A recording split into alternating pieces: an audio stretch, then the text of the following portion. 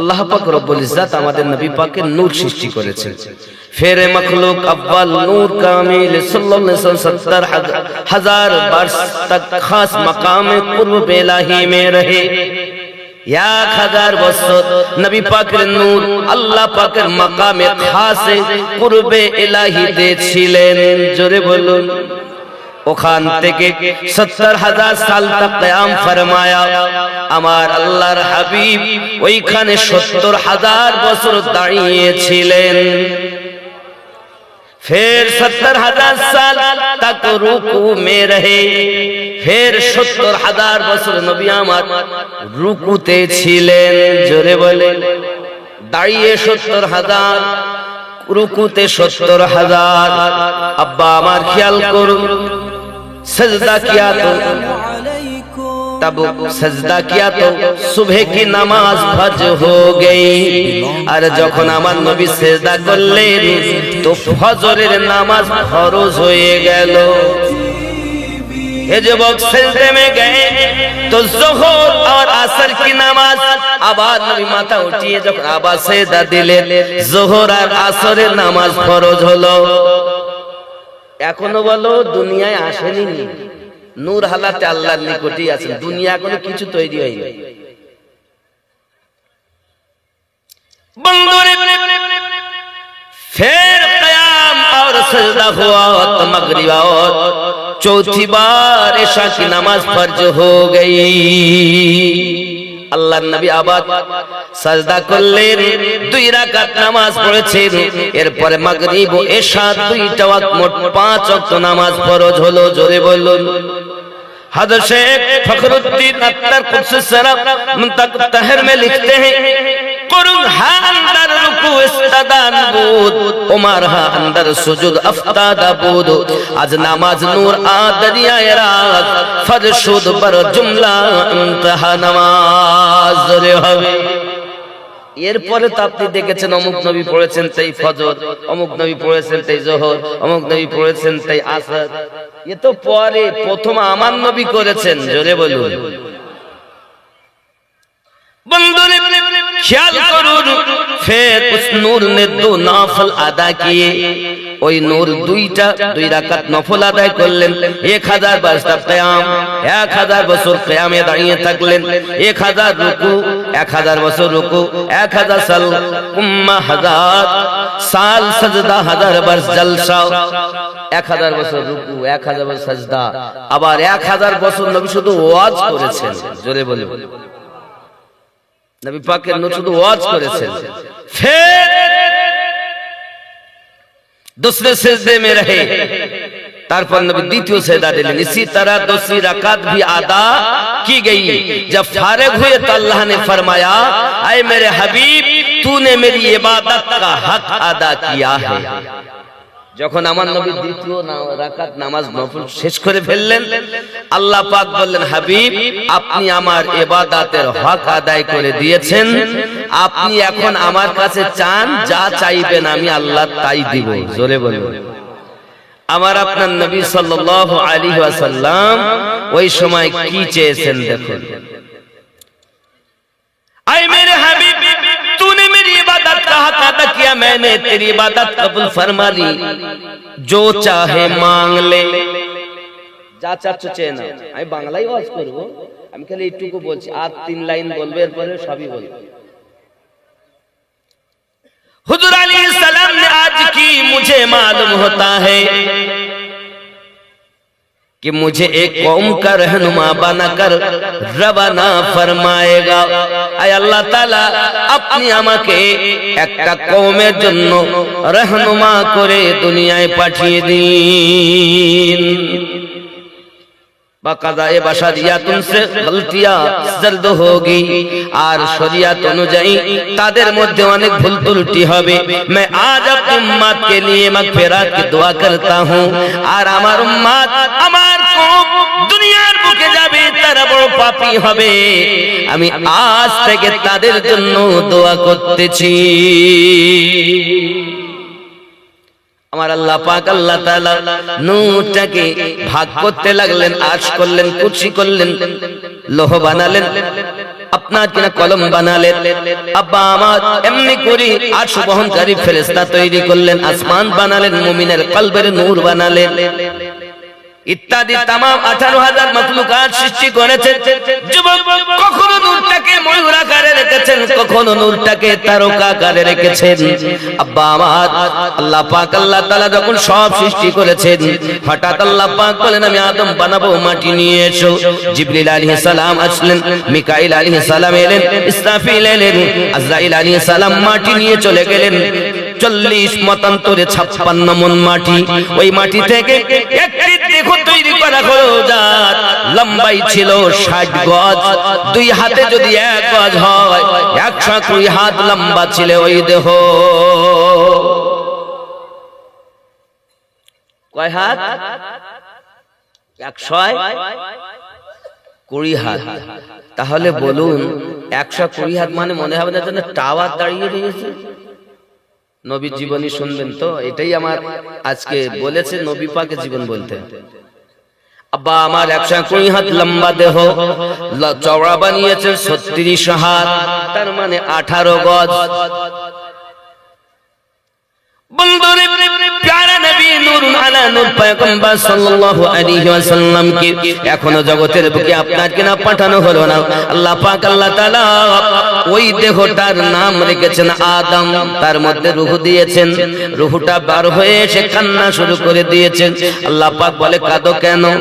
আদম নবীর আত্মা ওই দিন কান্না করে না, আর বলে আদম নবী আত্মা যেদিন কেঁদে খোদা কে জানা, অন্ধকারে আদম ঘরে ওগো কেমনে রইব দয়াময়। সেই দিনেতে আদম ঘরেতে নূরের আলোকে জ্বালায়, বলো গো শুনতে চাই দো জাহানের বাদশাহ হয়ে কে এলো রে দুনিয়ায়, বলো গো শুনতে চাই। জোরে হবে। আল্লাহ পাক আল্লাহ তাআলা বললেন জিবরিল আত্মা যখন কান্না করে, যাও চলে যাও চতুর্থ ইহজাবে আমার হাবিবের নূর মোবারক আছে আনো। হযরতে আদম পয়গম্বরের আপনার পুষ্টে আপনার নূরটাকে চমকিয়ে দেওয়া হলো। আল্লাহ পাকের লক্ষ লক্ষ ফেরেশতা আল্লাহ পাকের তাসবিহ পড়তেছেন। আদম পয়গম্বর বলেন আল্লাহ ফেরেশতাগণ কেন এত তাসবিহ করেন? আল্লাহ পাক বলেন ওগো আদম আমার হাবিবের নূর চমকানো হয়েছে, তাই আমি আল্লাহর প্রশংসা আমার ফেরেশতারা করতেছে। আদম পয়গম্বর বলেন আয় আমার রব, যখন ফেরেশতারা তার দিদার লাভ করেছেন, আমি আদম একটু দিদার লাভ করতে চাই। আমার কাছে চমকে যখন দিয়েছে, সম্মুখে দেন আমি একটু দিদার করি। কারণ ইতিপূর্বে আদম যখন চোখ খুলেছেন, জান্নাতের চৌখাটে আমার নবী পাকের নাম দেখেছেন, তোবা গাছের পাতায় দেখেছেন, ইত্যাদি ইত্যাদি। ওদিকে যাচ্ছি না বাবা, ও পৃষ্ঠা গেলে আবার 8 ঘন্টা যাবে। যাই হোক আগিয়ে চলুন। আদম পয়গম্বর বলেন আমি একটু জিয়ারত করি। আল্লাহ পাক আদম পয়গম্বরের শাহাদাত উংলিতেই নূর চমকিয়ে দিয়েছেন। হযরত আদম পয়গম্বর সঙ্গে সঙ্গে আপনার আমার নবী পাকের নূর মোবারক দেখছেন আর বলতেছেন জাহেরেতে তুমি পুত্র, আদম তোমার পিতা হয়, ওগো বাতেনেতে তুমি পিতা, আদম তোমার পুত্র হয়। তা না হলে পিতার কোলে পুত্রর জন্ম কেমনে হয়, বলো গো শুনতে চাই দো জাহানের বাদশাহ হয়ে কে এলো রে দুনিয়ায়, বলো গো শুনতে চাই। জোরে হবে। মহান আল্লাহ পাক আল্লাহ তাআলা আদম পয়গম্বরের কাছে নূরটা চমকে দিয়েছেন।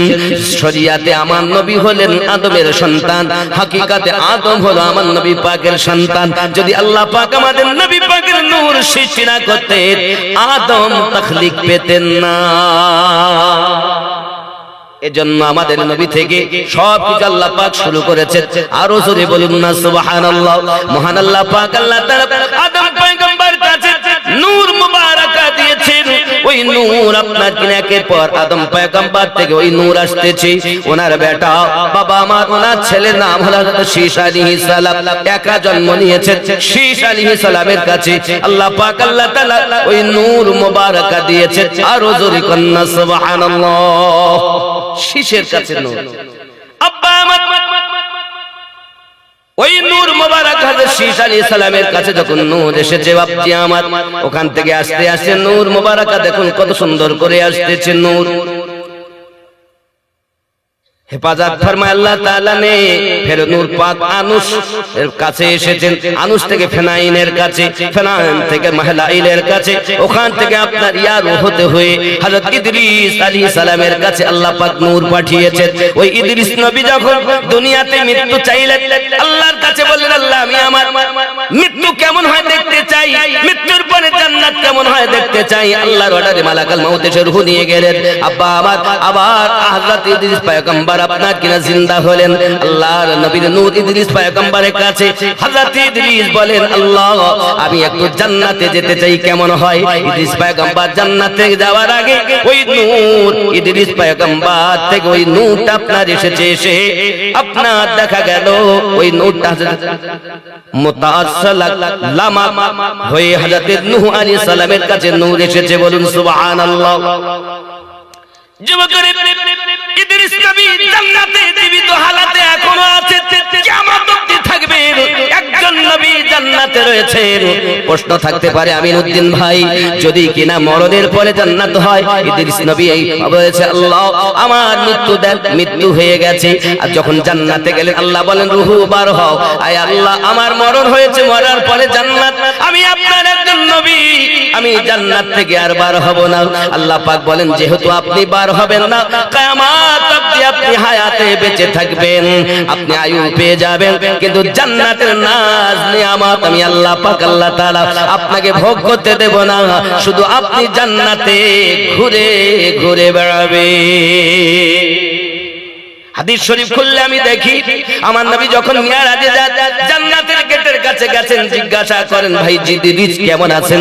ইদ্রিস পয়গম্বর বলেন, 5000 বছর ধরে আমি জান্নাতের ভিতরে আছি ওগো নবী, আমি একটা গলি জান্নাতের এখনো ভ্রমণ করে শেষ করতে পারিনি। বড় আশ্চর্যের ব্যাপার ওগো নবী গো, জান্নাতে আমি যখন ঘুরি জান্নাতে শুধু আপনার উম্মতের মহলগুলো দেখি।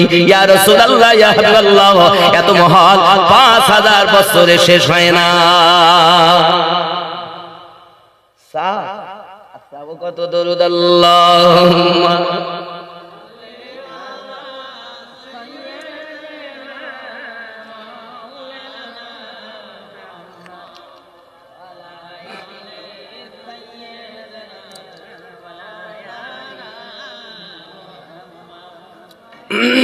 বুঝতে পারছেন?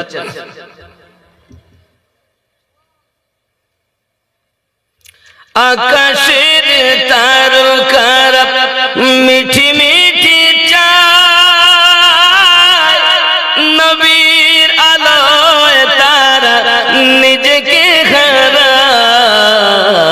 ওগো চাঁদ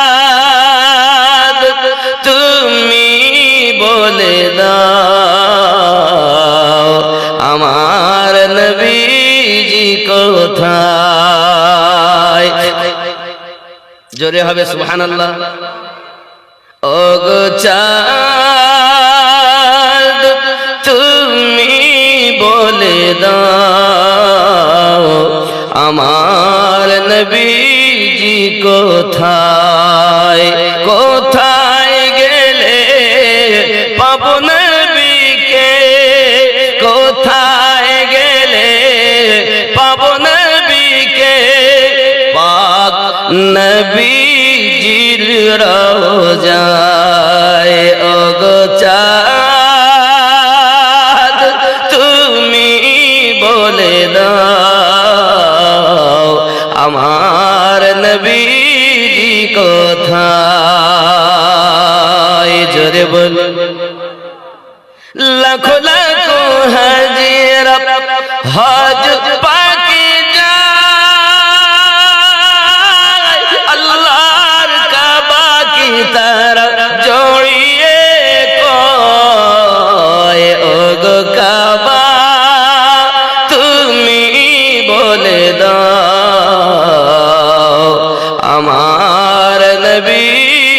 কোথায় কোথায় গেলে পাবো নবীকে, কোথায় গেলে পাবো নবীকে, পাক নবীজির রওজায়। আল্লাহুম্মা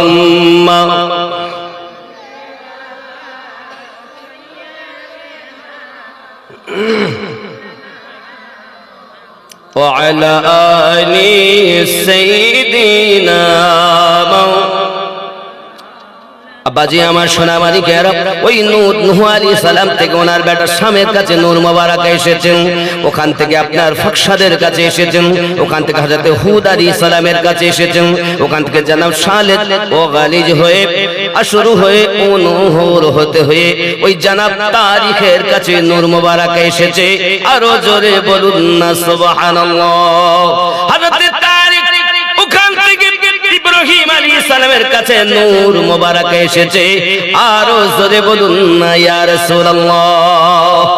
আব্বাজি আমার হযরত ইব্রাহিম আলাইহিস সালামের বেটা হযরত ইসমাঈলের কাছে নূর মোবারক, আব্বা আমার ওই নূর মোবারক ওনার কাছে এসে আপনার কেনা হয়ে গেছে। এখন তারিখকে নিয়ে অনেকের মতভেদ, অনেকেই বলেন ইব্রাহিম নবীর আব্বার নাম হলো আজার, আজারের হযরত চাচা, ওনার আব্বার নাম হলো তারিখ। যিনি হযরতে ইব্রাহিম আলাইহিস সালাম দুনিয়ার বুকে খুব খেয়াল করুন, জন্ম হওয়ার আগে আজারের ইন্তেকাল হয়ে গিয়েছিল। তিনি নেককার ব্যক্তি ছিলেন, স্বনামধন্য এলাকার গণ্যমান্য একজন ব্যক্তি ছিলেন, কিন্তু ওনার চাচা ছিল মূর্তি পূজারী। এজন্য আল্লাহ পাক নূর দিয়েছেন পবিত্র রেহেমে। মূর্তি পূজারীর কাছে কখনো আমাদের নবীর নূর আসতে পারে না, আহলে বায়াতে পাকের নূর আসতে পারে না, কারণ তারা পাক পবিত্র বাতা নেই। দুনিয়া জমিনে এসেছেন যে সব মুলবিরা বলে ইব্রাহিম নবীর আব্বার নাম হলো আজার, তাদের বুঝতে ভুল হয়েছে। খেয়াল করবেন কথা কি বুঝতেছেন? আজর নয়, পবিত্র রেহেমে আসবে পবিত্র নূর। আমার নবী পাকের নূর ও পবিত্র, সঙ্গে ওই নূরের সাথে আরো 4টি নূর আছে। আলী পাকের নূর আছে, ফাতেমা পাকের নূর, হাসান পাকের নূর, হুসাইন পাকের নূর। ওই নবী পাকের নূরের মধ্যে আরো 4টি নূর ভরা। জোরে বলেন সুবহানাল্লাহ। এগুলো বুঝতে হবে, এগুলো ইসলামের শুরু। বন্ধুরে আমার এমনি করে পৃথিবীর সরজমিনে দেখা গেল হযরতে আপনার কি নাম ইসমাঈল আলাইহিস সালাম, ইসমাঈল আলাইহিস সালামের থেকে এক এক করে নূর আস্তে আস্তে আপনার কিনা চলে এসেছে দুনিয়ার সরজমিনে। হযরতে হাবিলের কাছে এসেছে, ওখান থেকে আপনার জানাবে কেদারের কাছে, কেদার থেকে হযরতে হামাল, হামাল থেকে হযরতে সাবিত, সাবিত থেকে ইয়াসিন, ইয়াসিন থেকে উদ, উদ থেকে আদনান, আদনান থেকে মুঈদ, মুঈদ থেকে নাজার, মাজার থেকে আপনার মুদার, মুদার থেকে ইলিয়াস, ইলিয়াস থেকে মুদারাকা, মুদারাকা থেকে খাদিমা, খাদিমা থেকে কেনানা, কেনানা থেকে নাজার, নাজার থেকে মালিক, মালিক থেকে ফির, ফির থেকে গালিব, গালিব থেকে লুদি, লুদি থেকে কাব, কাব থেকে মুররা, মুল্লা থেকে কিলাব, মুররা থেকে কিলাব, কিলাব থেকে কাসি, কাসি থেকে আব্দুল মান্নাফ, আর আব্দুল মান্নাফ থেকে আব্দুল আপনার কে বনি হাশিম, হাশিম থেকে আব্দুল মুত্তালিব। জোরে বলুন না সুবহানাল্লাহ। আব্দুল মুত্তালিবের দুটি স্ত্রী, নূর ভাগ হবে এবার। আব্দুল মুত্তালিবের দুটি স্ত্রী, হে বাবা আমার প্রথম স্ত্রী 10টি সন্তান, দ্বিতীয় স্ত্রীর 2টি সন্তান। বড় ছেলেটার নাম আবু তালিব, ছোট ছেলেটার নাম হযরত আব্দুল্লাহ। বাবা আমার আলীর নূর চলে গেল আবু তালিবের কাছে, আর আমাদের নবী পাকের নূর এসে গেল আমাদের আব্দুল্লাহ, আমার নবী পাকের আব্বা জানের কাছে। জোরে বলুন সুবহানাল্লাহ। নূর ভাগ হয়েছে। এবার নবী থেকে নূর আসবে খাতুনে জান্নাত, আর খাতুনে জান্নাত থেকে নূর আসবে হাসান আর হুসাইন, আর আবু তালিব থেকে নূর আসবে হযরত আলী। আবার এই দুনিয়াকে আল্লাহ ঠিকিয়ে রাখার জন্য ওই ফাতেমা থেকে যে হাসান আর হুসাইনের নূর আছে, এই নূর থেকে আপনার কিনা দুনিয়া আজও টিকে আছে, কিয়ামত অবধি থাকবে। ইসলামটা এইভাবেই এসেছে, খেয়াল করবেন। বাবা হযরত ইমাম হাসান পাকের আওলাদ হাসানে মুসান্নাদ থেকে একটা গোত্র চলছে, আর ইমাম হুসাইন রাদিয়াল্লাহু তাআলা আনহুর বেটা হযরত যায়নুল আবেদিন থেকে একটি গোত্র চলছে। এই দুটি ধারাতেই ইসলাম ধর্ম, এর বাইরে ইসলাম নাই, এর বাইরে আছে জাহান্নামী দল, কিন্তু ইসলাম সঠিক এই ধারাবাহিকতায়। জোরে বলি সুবহান। কথা বোঝা যাচ্ছে? জি, আমি একদম ইসলামের পুরো নিগুড় তত্ত্ব 2 ঘন্টার ওয়াজ মিনিট 20 তে শেষ করব। কথা বুঝতে পেরেছেন? আব্বা আগিয়ে যাই। নবী জাহান সাল্লাল্লাহু আলাইহি ওয়াসাল্লামের আব্বা আব্দুল্লাহ পেশানি মোবারকা নূর ঝলক মারতে যে চমকাচ্ছে। আব্বা আমার খেয়াল করুন, আব্দুল্লাহকে দেখে মক্কার মানুষ পরেশান। কত বাচ্চা দেখলাম কারো পেশানিতে নূর ঝলমল করে না, এই বাচ্চাটা করে কেন?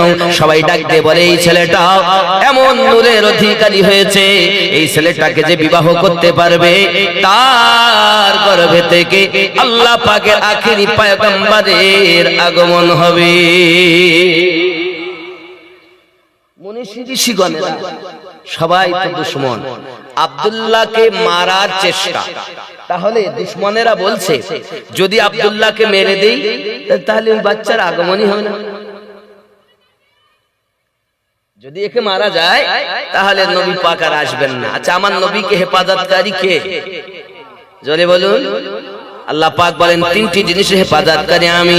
1 নাম্বার হলো আমার কাবা বাইতুল্লাহ, 2 নাম্বার হলো আমার কালামুল্লাহ, 3 নাম্বার আমার হাবিবুল্লাহ। এই 3টি হেফাজতকারী দায়িত্ব আমি আল্লাহ পাকের। দুনিয়ায় কোরআনের শত্রু কালো ছিল, আজও আছে, আগামীতে থাকবে, ক্ষতি হবে না।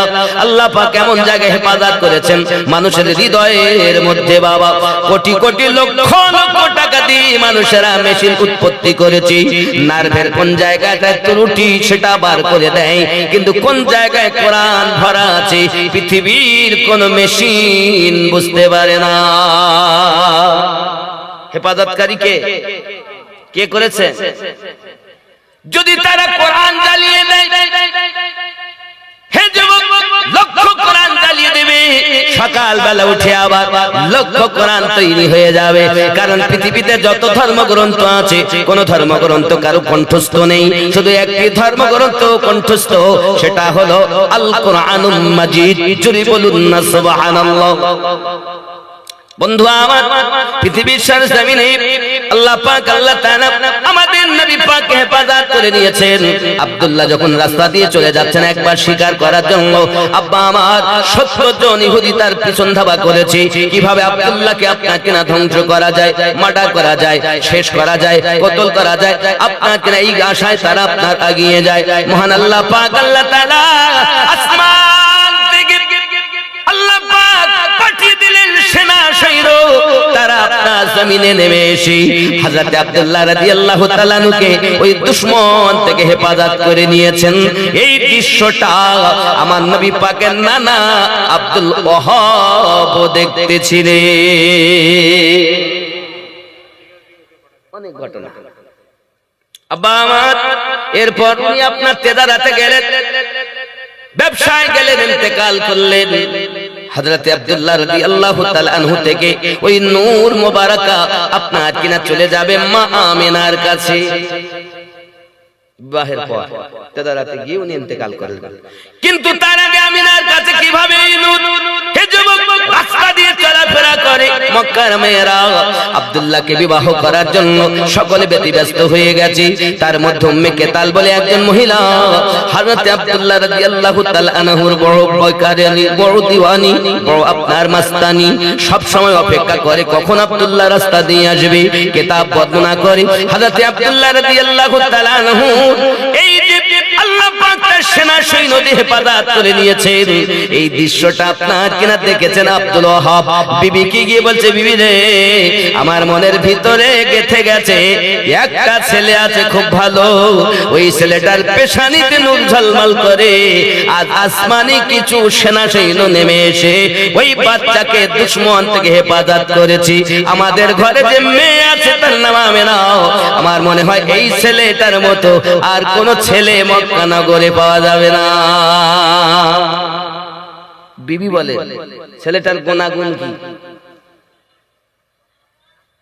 গুণাগুণ কি? এক কমিটির ছেলে তোমার ঠিক জীবনী শুনতে যাচ্ছ তো বলবো তো নাকি? রাগ করছেন না তো? আব্বা আমার এবার বাদরা বিনতে উজ্জা আব্দুল ওয়াহাবের স্ত্রী, তিনি যখন জিজ্ঞাসা করেছেন ছেলেটার গুণাগুণের কথা কি, সঙ্গে সঙ্গে গুণাগুণ বর্ণনা করতেছে। ও বিবি শুনে রেখে দাও, ওই ছেলেটা রাস্তায় বার হয়, তার পেশানিতে নূরের আলো ঝলমল ঝলমল করে। ওই ছেলেটা যখন রাস্তা দিয়ে যায়, সঙ্গে সঙ্গে আকাশের এক টুকরো মেঘ তার মাথার উপরে ছায়া প্রদান করে। বিবি আশ্চর্যান্বিত হয়ে গেলেন। বিবি আবার জিজ্ঞাসা করছেন আর কোন গুণাগুণ? সঙ্গে সঙ্গে আব্দুল ওয়াহাব বলছেন, বিবি রে, ওই ছেলেটা যদি কোনো মরুভূমি ময়দানে নিজের কদম রেখে দেয়, সঙ্গে সঙ্গে মরুভূমি আর মরুভূমি থাকে না, সবুজে পরিণত হইয়া যায়। আব্বা আমার এতটুকুই নয়, এমনি করে আব্দুল ওয়াহাব আরো বর্ণনা করছেন। বিবি শুনে রেখে দাও, ওই আব্দুল্লাহকে আমি দেখেছি যখন খানায় কাবার নিকটে যায়, খানায় কাবার মূর্তিগুলো সব জমিনে আপনার কিনা সাজদাতে পতিত হইয়া যায়, কারণ তারা এমনি করে আব্দুল্লাহকে দেখে সম্মান প্রদান করে। যদি বলুন না সুবহানাল্লাহ। হে যুবক, আমরা নবীকে চিনিনি, কিন্তু মক্কা নগরীর কারাগারে 360টি মূর্তি তারা নবী চিনতে পেরেছেন। যদি বলুন না সুবহানাল্লাহ। আব্বা আমার শুধু এতটুকুই নয়, আগিয়ে চলুন। আব্দুল ওয়াহাব যখন এমনি করে বর্ণনা করতেছে, তখন বাদরা বিনতে উজ্জা বলছেন, আমার স্বামী ছেলেটা খুব দামি, এখন বিবাহ দিন পত্র ঠিক করেন, দিন বিবাহ দেব। আব্বা আমার দিন তারিখ ঠিক করি, বিবাহ হয়ে গেল। আর আল্লাহর নবীর আব্বা হযরত আব্দুল্লাহ রাদিয়াল্লাহু তাআলা আনহুর পেশানি মোবারকা থেকে ওই নূর আম্মা আমিনার কাছে মুনতাকিল হয়ে গেল। যদি বলুন সুবহানাল্লাহ। কোথায় এলো নূর? মা আমিনার সিকিমে। আচ্ছা, পেটে বাচ্চা গেলে ব্যথা যন্ত্রণা হয়, বমি বমি হয়, খাবার ভালো লাগে না, হয় না? আব্বা আমার হে যুবক, আম্মা আমিনাকে জিজ্ঞাসা করা হয়, মা আপনি কি কিছু অনুভব করেন?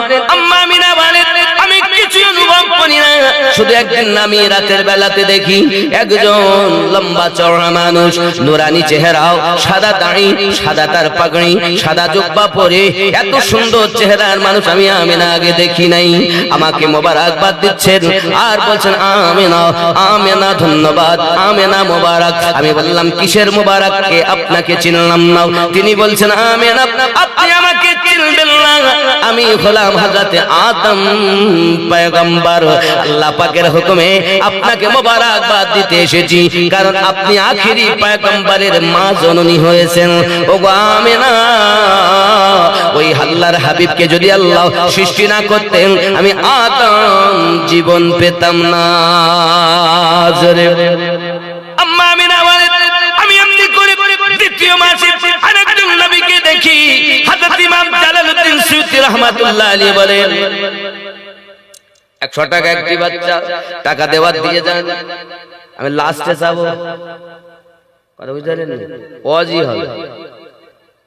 আমি যদি জানতাম এটা দ্বিতীয়বার এখানে জালসা, তাহলে আমি নিতাম না, কিন্তু আমাকে জাকির হলো বলি, কারণ আমি একবার আসি, 2 বছর সেখানে আর আসি। কথা বুঝতে পেরেছেন?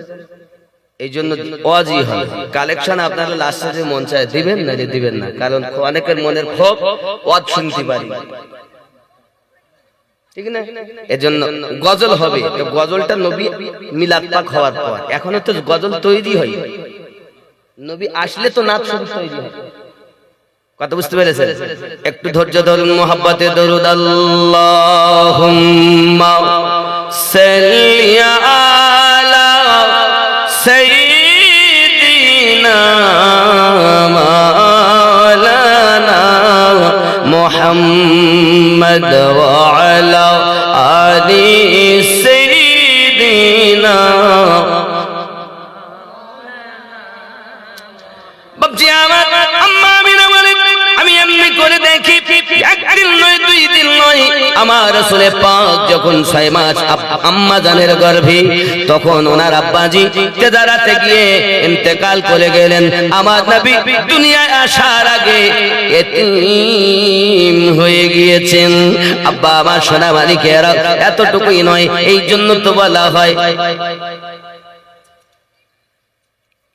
দয়ার নবীজি আমার এতিম ছিলেন নবীজি,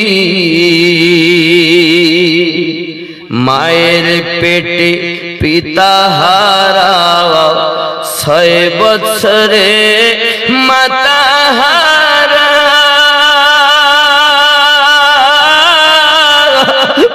চিরতরের মতো নবী এতিম হইয়া যায় ভাই রে, এতিম হইয়া যায়। নবীর পিতা মাতা কেহ নাই, কাফের বেদী মারে বদুয়া করে না নবী খোদার কাছে, দয়ার নবীজি আমার এতিম ছিলেন নবীজি।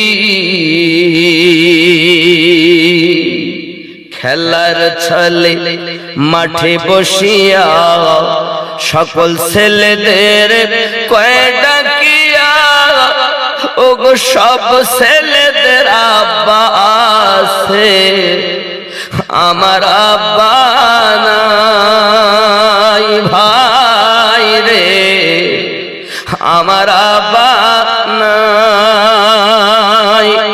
নবী ধুলার উপর বসিয়া